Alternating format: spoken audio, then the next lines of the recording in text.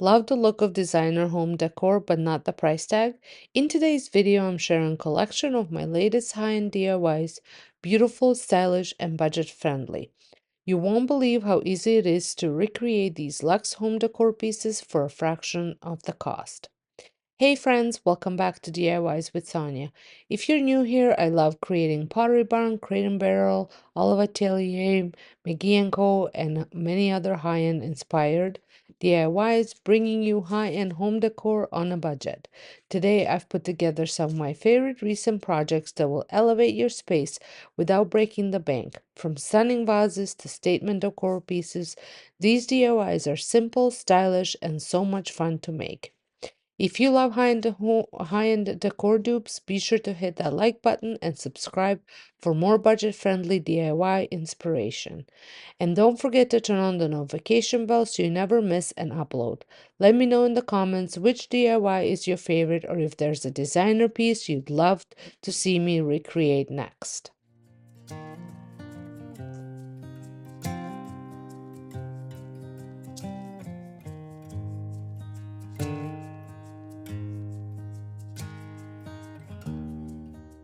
We are kicking things off with the McGee & Co. dupe, and I am recreating their beautiful scalloped marble bowl without the hefty price tag. Obviously, I won't be using real marble, but I found a way to achieve a high-end look on a budget using air-dry clay from Dollarama. To shape my bowl, I'm using a taco shell mold. You might remember this from a previous DIY where I tried making a concrete bowl, which wasn't my most successful project. This time we're getting it right. To prep your mold, if your bowl isn't already oiled, you want to spray it with cooking spray, apply a thin layer of Vaseline, or use plastic wrap so the clay doesn't stick. Next, I'm going to roll out my clay and I warmed it up. You want to warm it up with your hands first to make it easier to work with, then using rolling pin to flatten it. When flattening it, make sure it's not too thin to prevent cracking, especially around the edges.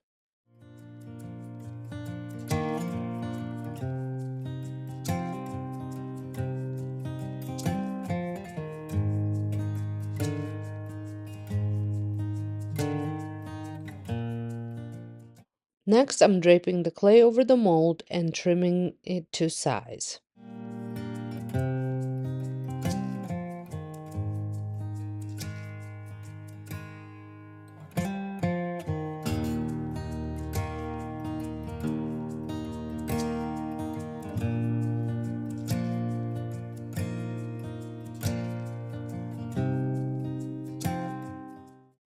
Once I'm happy with the size, I'm using my wet fingers to smooth out any rough edges for the soft handcrafted look.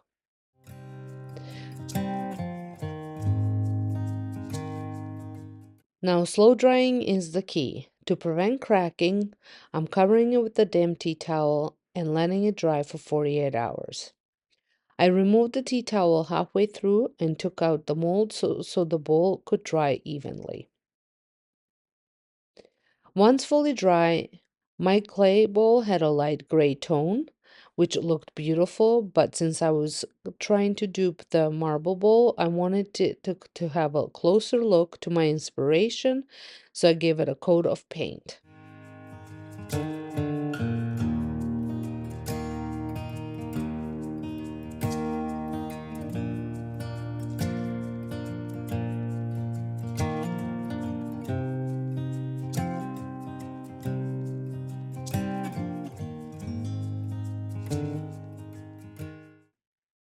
To finish, I applied a dishwasher-safe Mod Podge, which added a subtle sheen and gave it a more realistic finish.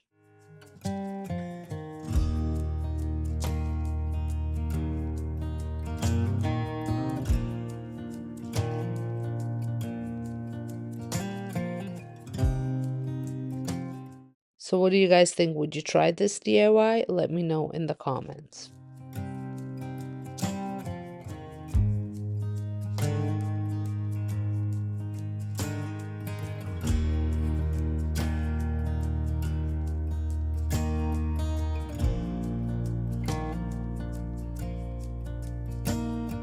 For my next DIY, I picked up another $5 bunny from Dollarama, since you guys enjoyed my last bunny makeover.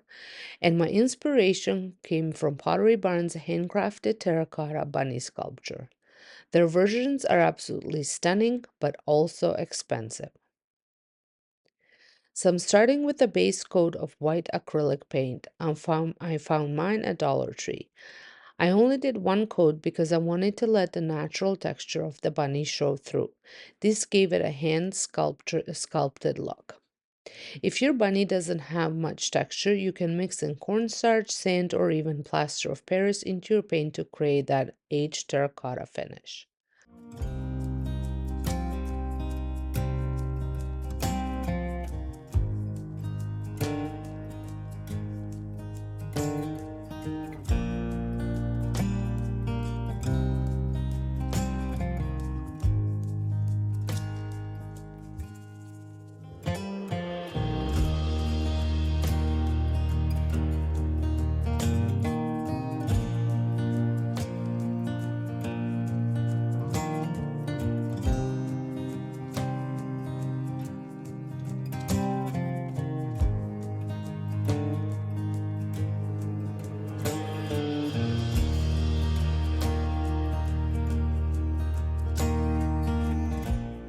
Once the paint dried completely, I aged it using coffee grounds. I gently rubbed them into the bunny, focusing on the crevices to enhance all those beautiful details. To finish, I used a clean brush to blend and soften the effect. You can also use a dry cloth to wipe off excess coffee for a more subtle look.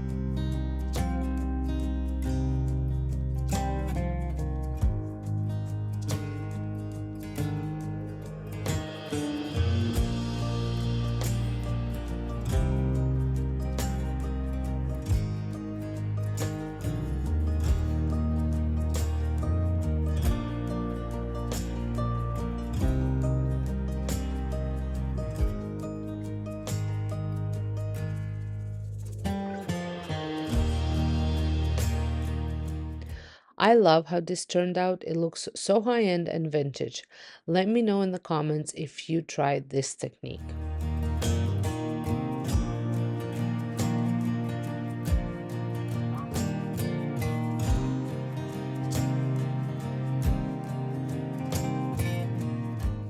You've probably seen these bunny topiaries all over the internet. They're gorgeous, but they come with a hefty price tag.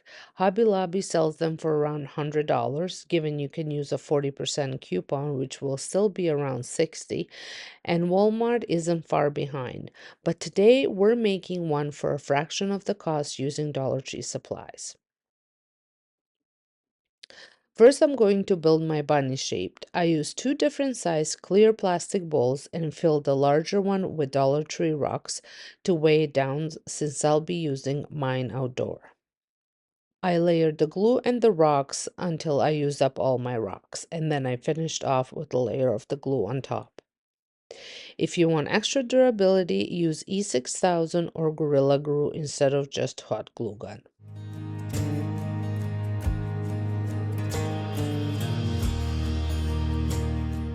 Once all the rocks were in, I had glued the other large bowl over on the top of it, and then I went in with more glue just around the edging where they meet.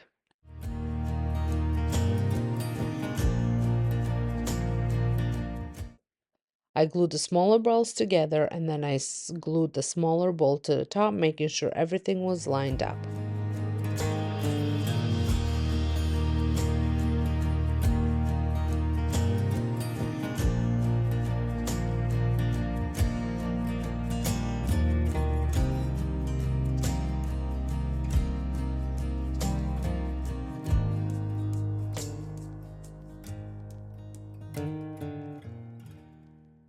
And then I added bunny ear. I repurposed them from a previous DIY, but you can also use Dollar Tree bunny headbands or bend floral wire into shape.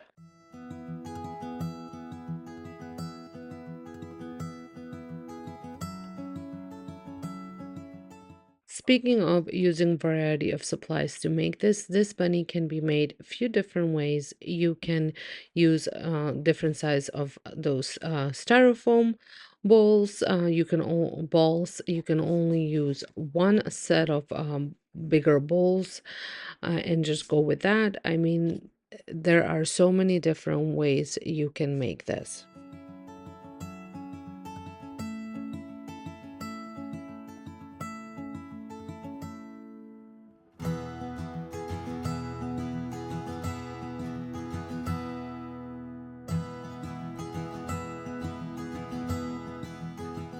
Next step is to cover the whole thing with moss. I use green floral moss from Dollarama because Dollar Tree only had the brown toned version, but they were all $1.75. Remember, I'm in Canada. I started at the top and worked my way down, gluing small sections at a time for the most natural look.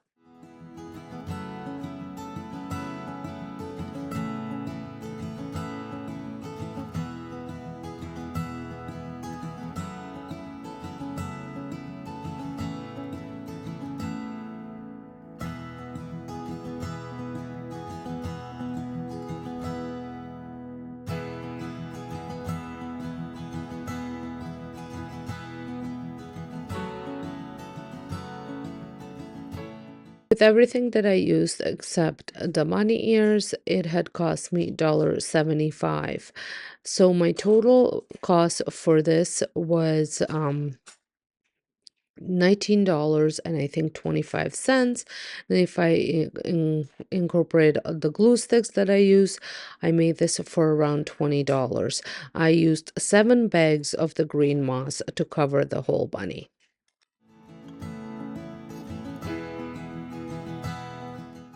The last area I was doing putting green floral moss was the ears.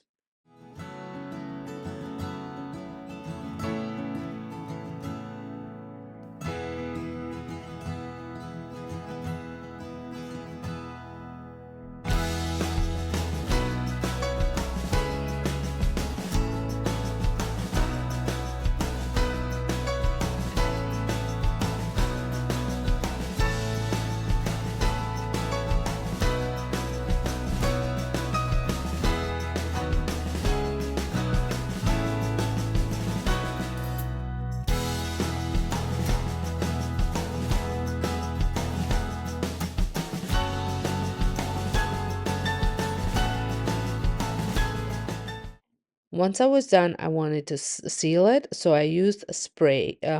You want to seal it with some sort of a spray adhesive. I used hairspray, but a spray glue would work just as fine. This prevents shedding, especially if you're using it outdoors. Now, to finish it, I did tie a simple ribbon around its neck for an extra touch of charm. The ribbon I picked up at Dollar Tree a few years ago. I love how this turned out. Do you think I should place it in a wicker basket, like my inspiration here? Or let me know in the comments. Or do you think I should do in more of a terracotta pot or some sort of a planter? Let me know in the comments. Our first project is a Pottery Barn inspired Forsythia wreath. This bright and cheerful piece is perfect for spring, bringing a pop of yellow to your front door or interior decor. Instead of paying retail prices, I'm going to show you how to make a stunning version using affordable materials. The materials that I needed for this was the bunny wreath form from Dollarama, which I picked up for $5. Also, Forsythia stems, they are currently at Dollarama for $1.75. I had some from previous years. You're going to need some wire cutters, hot glue and glue sticks, floral wire, which is optional for extra support. So first, this wreath form was actually wrapped in a wire, and which I hadn't realized when I first bought it. To separate it, I used wire cutters to carefully snip away extra wire and remove the bunny shape, leaving just the circular base.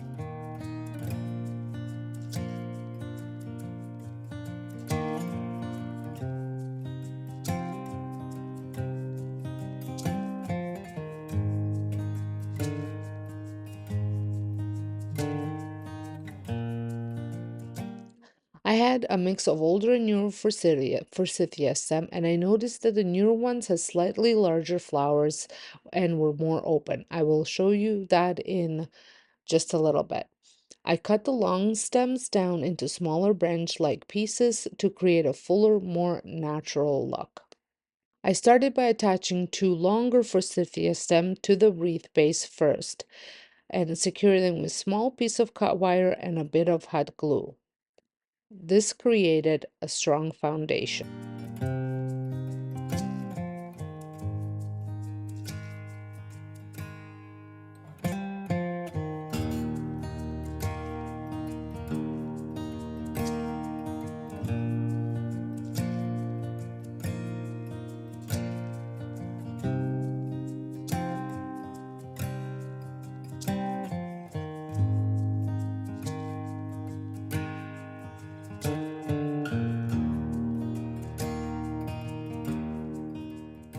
Then one by one, I inserted the smaller Forsythia branches into the frame, making sure to distribute them evenly around the wreath. Some pieces stayed in place on their own, while others needed a dab of hot glue to ensure they were secure.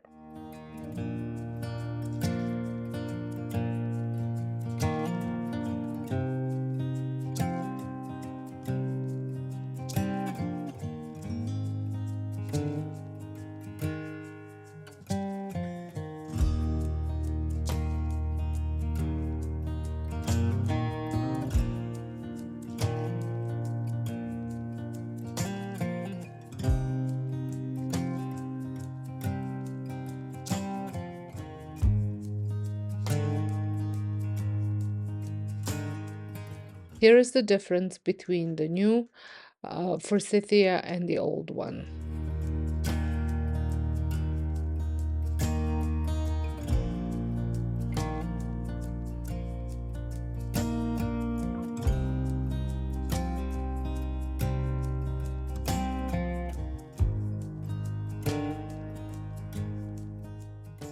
I checked for any sparse areas and filled them in with extra stems.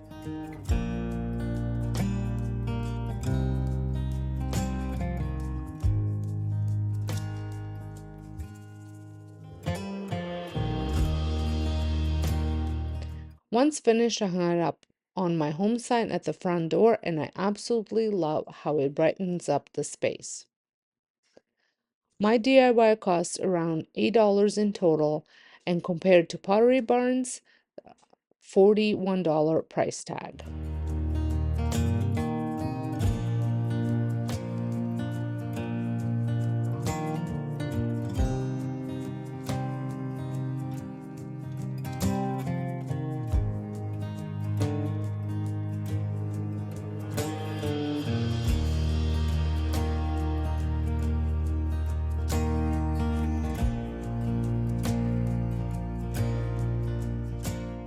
Next, we're making a vase inspired by McGee & Co.'s Loeffler Randall Tabitha vase, which retails around $62. I found a similar shaped vase at Dollarama for just $3, and we're going to give the designer look with paint. So for this, you will need a glass vase. Like I said, I picked up mine for $3 at Dollarama. I also used suede paint in olive by Decor, a little bit of plaster, which I will show you what I'm using it for at the end, and of course you're going to need a paintbrush, and that's it. So since glass is smooth and doesn't absorb paint well, I applied 2 full coats of this Decor suede paint. This paint has a slightly grainy texture which helps mimic the subtle texture of the McGee & Co. vase. I did wait fully between the coats for it to dry fully in between the coats. And for the third coat, I mixed a tiny amount of plaster into the paint. This helped thicken it and provided a full coverage, ensuring no light would shine through the vase.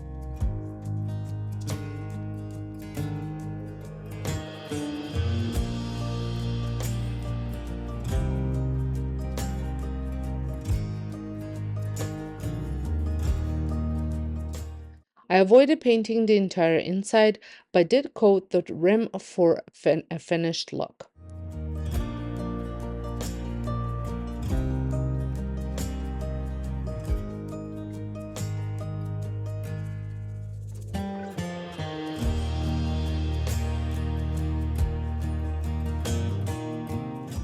Once dried, the vase had the perfect smooth yet textured finish, very similar to the high-end version. My final cost was under $4 compared to $62 retail.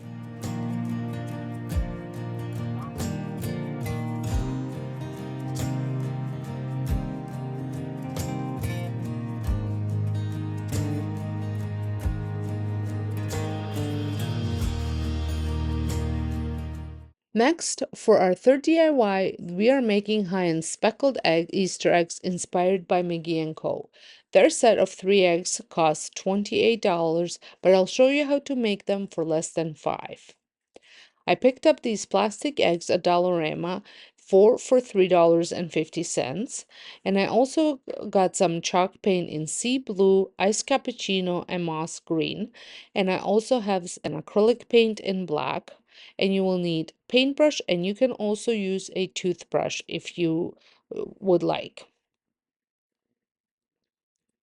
So I painted each egg with a different color.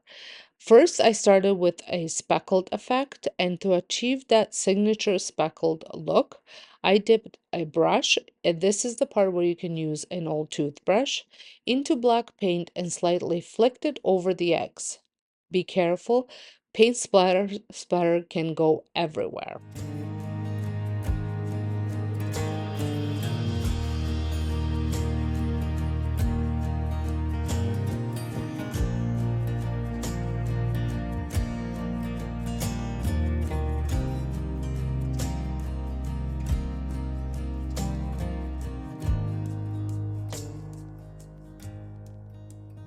Then I painted my next one with the sea blue chalk paint, making sure that the brush strokes are visible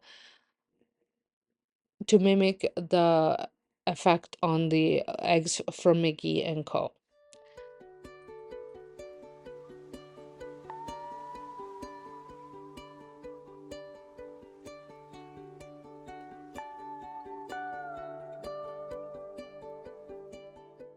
The third egg I painted a nice cappuccino using the same technique.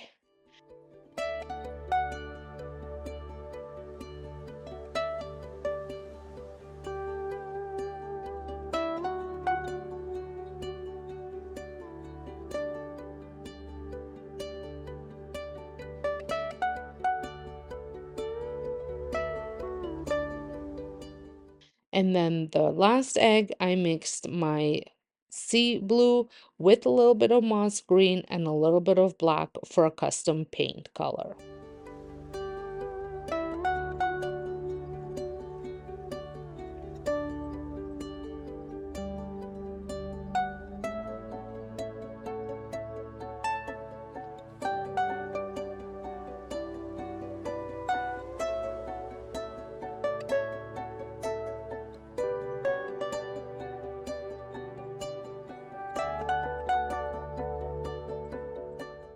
I love how these turned out. They are quite large eggs, and I can't wait to style them in my Easter decor.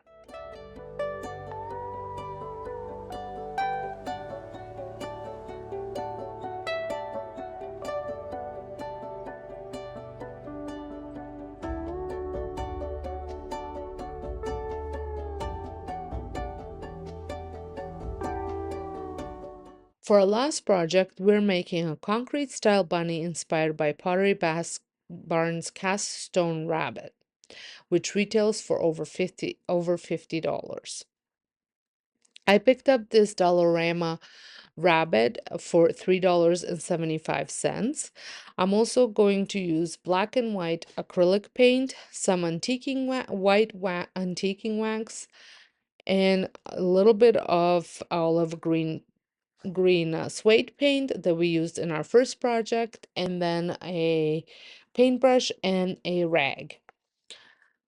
Since I didn't have gray paint, I mixed black and white acrylic until I achieved the right shade of gray. I painted the whole rabbit, making sure I got into all the little nooks and crannies of the rabbit. The eyes on this rabbit always freak me out a little bit, so I like to cover them as well.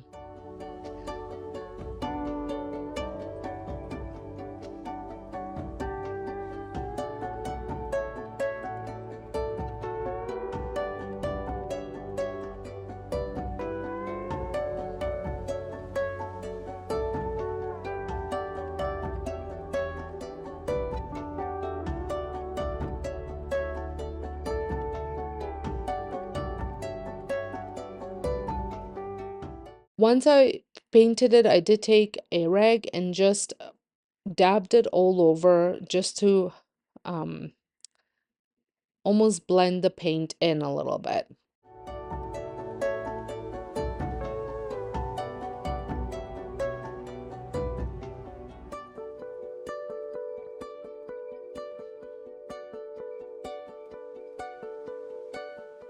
Did take the color, the paint off the eyes, so I did have to touch them up.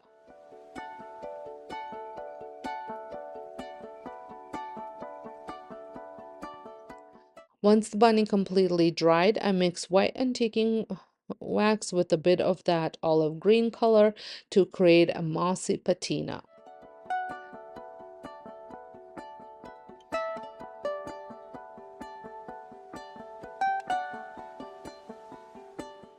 I lightly brushed it all over the bunny, making sure it settled into the crevices. Then I took another brush and blended the wax to ensure a natural look. And the total cost of mine was around $5 compared to Pottery Barn's over 50, I think it was $69.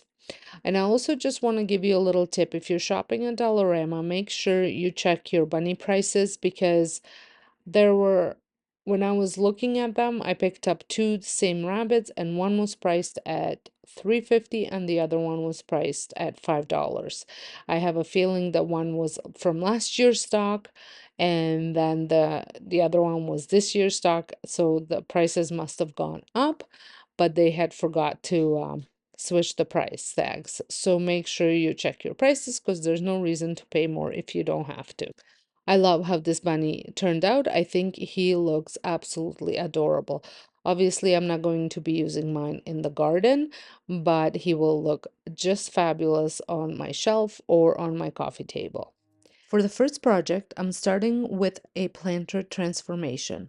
I picked up a pre-mixed can of beige brown paint at a discount because it was a mist tint, such a great way to find high quality paint for cheap. I also found a planter with an attached saucer at the thrift store, which became the perfect base for this DIY. Inspired by Pottery Barn's small decorative pots, I wanted to add texture and character to make it look like an aged clay or a stone planter. To achieve this, I mixed plaster of Paris into my paint and applied 2 coats for depth and texture.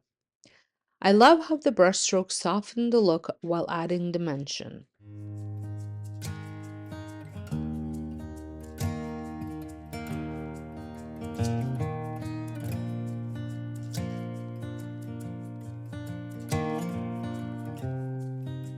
I plan to use this for fresh basil since I cook with it multiple times a week. Since I also painted the inside, I'll keep the plant in its original container for food safety. If you try this, you can also use terracotta pots and paint them along with their saucers. This DIY proves you don't have to spend a lot to get the high-end look you love.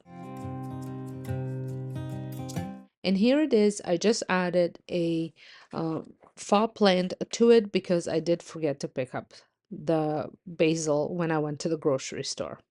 So you'll just have to check it out on my home channel to see how it looks with basil if you want to see that. Moving on to the next project, a vintage inspired gold frame. I had this 5x7-inch frame with this 4x6 opening from Dollar Tree that cost me around $1.25. That was before the prices went up to $1.50. To transform it, I use my favorite metallic gold spray paint, which I also love to use during the holidays.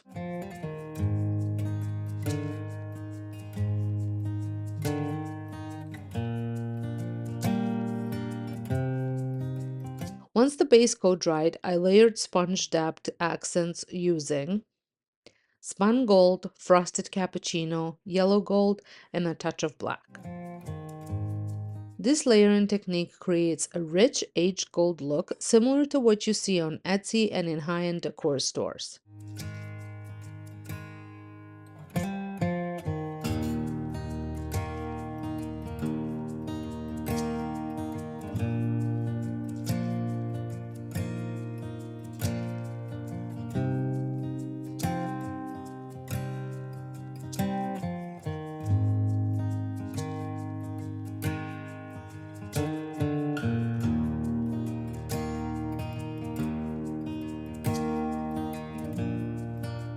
I'm going to go in again with the same colors but adjust the balance slightly, applying a bit more of the one over the other. I want to achieve that vintage gold look, so I'm being careful not to add too much black or frosted cappuccino. The second time around, I use more gold while still allowing some of the black to show through. Once dry, I framed a print that I'll be sharing in the description box. These types of frames are sold at all the high-end stores and on Etsy for a much higher price, with prints in them, and I wanted something simple, so I was able to create mine for a very little cost. For an authentic oil painting effect, you could also use Mod Podge, a trick I've shared in past videos. But for this small frame, I kept it simple, letting the gold tones and vintage-inspired artwork shine. Next up, a high-end watering can dupe. Designer-style watering cans can cost upwards of $15 to $30, but I created mine for just $3. I found a budget-friendly watering can at a Dollarama, and I gave it a metallic gold spray paint base. And then I went in and added yellow, gold, spun gold, and black for depth. I used a similar technique to the frame by dabbing the paint and using a craft sponge to create an antique, slightly distressed look.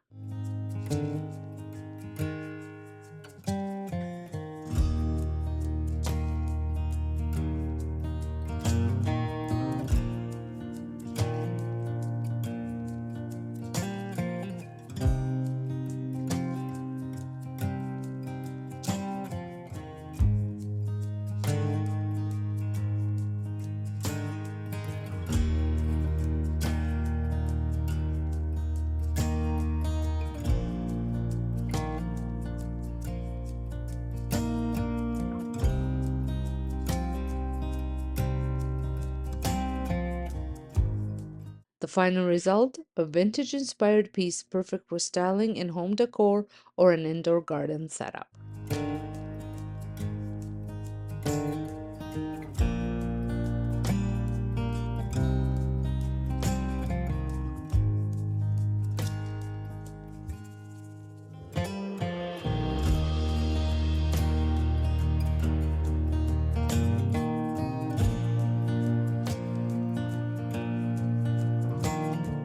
For the last project, I transformed a thrifted wooden shelf that my friend found for me for $7.99.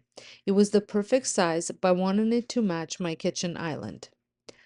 I ended up sanding off some of the finish just a clear coat. I wasn't aiming for perfection since I was going to be painting it anyway. I just wanted to rough it up a little bit. I used a hand sander with 220 grit sandpaper that had been used several times, so it wasn't too aggressive, but it still did the job I needed. There are many places where you can find small shelves at different price points. I even found one similar to mine but larger on Etsy for a lot more than what I paid. If you're looking for a piece, just be patient. The right one is out there and you just need to find it. Once everything was sanded down, I brought it inside and used a sandpaper that I picked up at Dollar Tree uh, to get in all the little nooks and crannies that the sander couldn't reach, especially underneath the small hanging parts. This step took a little longer since it was difficult to get in all the tight spaces by hand.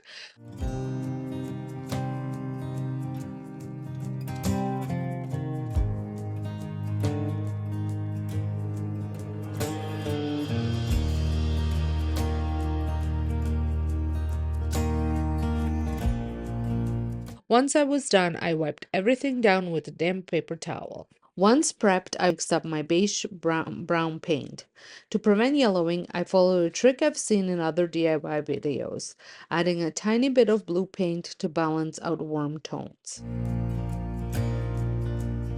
I applied the paint with the sponge brush, wiping off excess with the lint-free rag to create a soft, natural finish.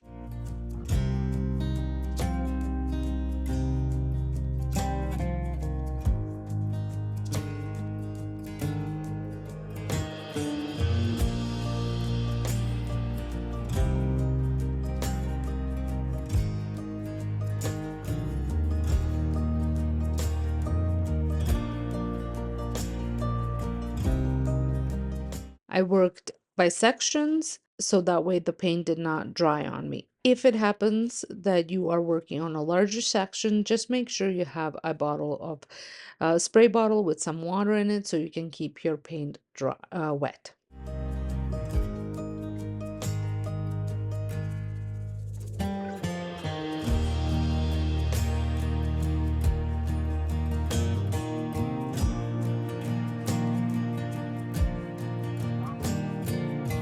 Once I completed that and the shelf dried, which didn't take long at all, I took some of my Annie Sloan antiquing wax in dark and applied it with a brush.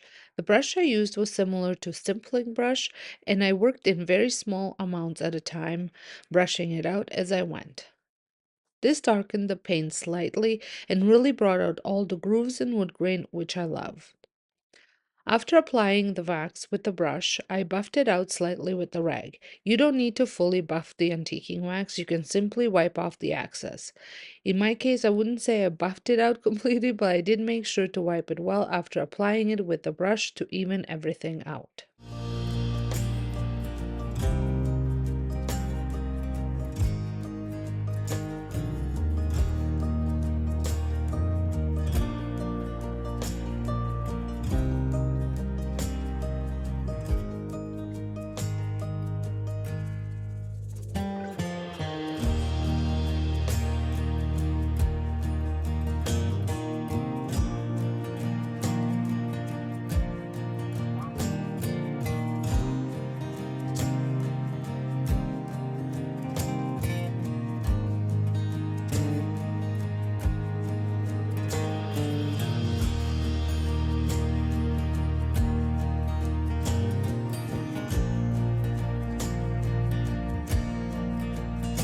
Initially, it looked slightly greenish, but as it dried, it settled into a warm, rich tone that matched my island perfectly. Here is how the shelf looks now, and you can see some of the pieces I already added to it. I think it turned out absolutely beautiful and matches my island perfectly, just the way I envisioned it. It's a great addition to this little space which had been sitting empty and was really bothering me.